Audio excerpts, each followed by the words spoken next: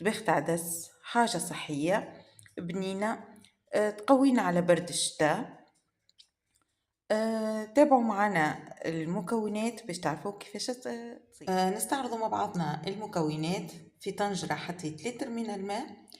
لهنا عنا 200 جرام عدس أصفر، غسلته مليح 3 مرات واستقطرته، نحيت له ماء وكل شيء.